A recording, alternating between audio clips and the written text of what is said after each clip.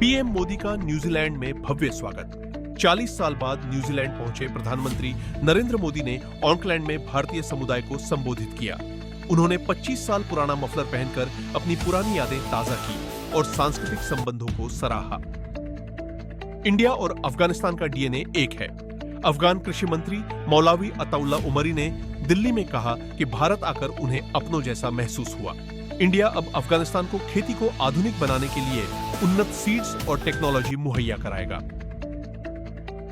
दातिया में नारोत्तम मिश्रा का टिकट कटा। बीजेपी ने पूर्व गृह मंत्री नारोत्तम मिश्रा का टिकट काटकर आशुतोष तिवारी को उम्मीदवार बनाया है। फैसले से नाराज समर्थकों ने हाईवे जाम कर पुलिस पर पथराव किया, जिसमें एसपी समेत कई पुलिसकर्मी घायल हुए हैं। E20 पेट्रोल पर सरकार का बड़ा फैसला। सरकार ने साफ किया है कि अब बिना इथेनॉल वाला शुद्ध पेट्रोल नहीं मिलेगा। इथेनॉल ब्लेंडिंग प्रोग्राम में 1 लाख करोड़ से ज्यादा का निवेश लगा है, जिसे बचाने के लिए E20 को स्टैंडर्ड बनाया गया है। इंडियन नेवी में शामिल हुआ INS महेंद्रगिरी। रक्षा मंत्री राजनाथ सिंह ने विशाखापत्तनम में स्वदेशी स्टेल्थ फ्रिगेट INS महेंद्रगिरी को नेवी में शामिल किया।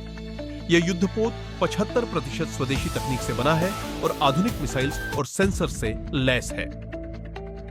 ट्रंप की ईरान को 1000 मिसाइल्स की धमकी।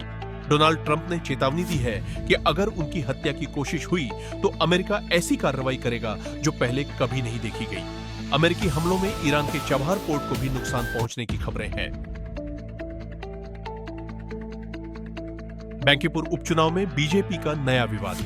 बीजेपी उम्मीदवार अभिषेक सिन्हा के नाम वापसी के बाद नीरज सिन्हा को टिकट मिला है।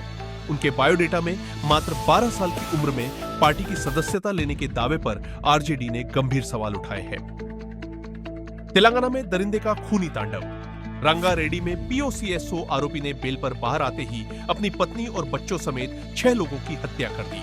आरोपी ने उस नाबालिग लड़की और उसके परिवार को भी मार डाला, जिसने उस पर केस दर्ज कराया था। राम मंदिर में VIP पास पर रोक। अयोध्या में चढ़ावा चोरी मामले के बाद ट्रस्ट ने सुरक्षा बेहद सख्त कर दी है।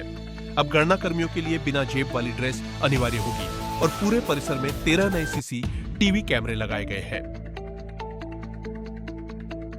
नारोत्तम मिश्रा की करोड़ों की नेटवर्थ। टिकट कटने के बाद नारोत्तम मिश्रा की संपत्ति चर्चा में है। चुनावी हलफनामे के मुताबिक उनके पास 6.84 करोड़ से अधिक की संपत्ति है।